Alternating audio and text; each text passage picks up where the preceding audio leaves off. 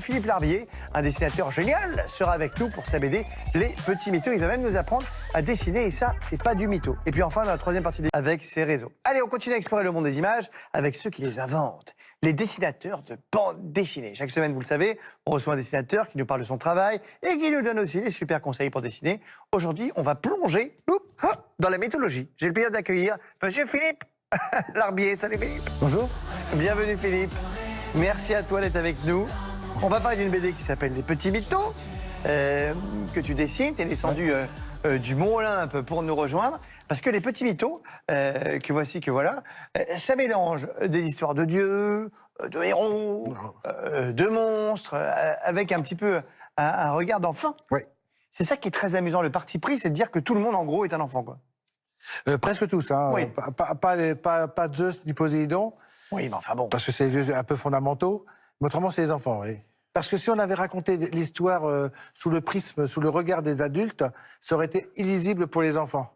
D'accord. Parce que c'est quand même pas forcément les histoires d'enfants, en fait, au départ. Ouais. Donc, en mettant ça sous le regard des enfants, on pouvait s'amuser, ça devenait une sorte de cours de récréation. C'est beaucoup plus facile pour les enfants de rentrer dans la mythologie que si on avait commencé directement avec le monde des adultes. Et alors, ce qui est chouette, parce que j'ai particulièrement aimé, je dois dire, c'est qu'il y a plein d'infos. C'est-à-dire que, non seulement, évidemment, il y a des histoires drôles qui sont tirées de la vraie mythologie, mais on retrouve à la fin des vraies infos. Hein. Ah oui, il y a un vrai guide, tu apprends vraiment des trucs. Vous connaissiez la BD ou pas, Laura et Sarah? Vous avez déjà lu? Oui. Ah oui, c'est cool. Et vous aimez ça ou pas? Oui. Ah oui. Ça t'intéressait, toi, avant, la mythologie, Non. comme ça? Non, Ah pour non, être du franc, tout. non. Oh, du tout, non, mais je sentais qu'il y avait un potentiel au niveau dessin qui était rigolo, parce qu'on pouvait faire des monstres, on pouvait dessiner ce qu'on voulait. C'est très rigolo pour un dessinateur, quoi. Et de tous ceux que tu as fait, là, c'est lequel ton personnage préféré? Alors, naturellement, c'est plutôt Totor, parce que c'est le personnage le plus... D'abord, il est partout dans tous les albums, Oui. alors qu'en fait, c'est celui qui est quasiment nulle part dans la mythologie, parce qu'il reste enfermé dans son... Il est dans son labyrinthe. Alors, Totor, on va dire, c'est le Minotaure. C'est le Minotaure, voilà. C'est un mélange Homme-taureau. homme-taureau, quoi. C'est un enfant qui a été vraiment qu'on a voulu punir quelque part, on en a fait un monstre. Donc on en a fait un personnage plutôt sympathique, même franchement sympathique. Mais le personnage qui m'amuse le plus, c'est certainement Poséidon, parce que c'est le personnage le plus idiot. C'est un dieu un peu inutile qui ne sert qu'à sa suffisance. Je parle dans la mythologie. Oui, hein. bien sûr. Voilà. Laura, tu as une question? Oui. Quelle est la première chose que tu fais quand tu te mets à dessiner? Je sais pas, je me suis jamais posé la question. En général, pour être franc, je continue les dessins que j'ai arrêtés la veille. Voilà, Ah oui. je pense que ça, voilà. La première chose que tu fais, c'est finir ce que tu n'as pas fini, quoi. Voilà, absolument, Bien. voilà. Ah, bien sûr, écoute. Philippe, en tout cas, les dieux de l'Olympe t'ont envoyé jusqu'à nous avec un message. Le message, c'est de nous apprendre à dessiner comme toi. Voilà. Donc, il faut que tu nous fasses une petite démonstration. Voilà. C'est un rendez-vous qu'on adore dans cette émission, tu sais, où nos amis dessinateurs nous apprennent des choses. Donc, aujourd'hui, on va dessiner un dieu, quoi. Un dieu, les dieux principaux, parce que Poséidon, c'est donc le dieu de la mer, on est d'accord. Eh oui. Allons-y. Un bon dessin, c'est avant tout un crayonné précis. D'accord. Alors moi, pour crayonner, je fais juste, je sais pas, une sorte de patate ou un œuf. Voilà, comme ça. Ah oui, ça, c'est un œuf. Voilà, ou un œuf ou un rond. Voilà. Toc. Et puis je fais ça. OK. Et là, le crayonné est fini. Un crayonné précis. Ah, ça y est, là, c'est fini, d'accord. OK, c'est très précis. Alors, Pas qui est fini depuis longtemps, hein, mais voilà. là, on a l'impression que c'est un œuf de Pâques. un œuf de Pâques.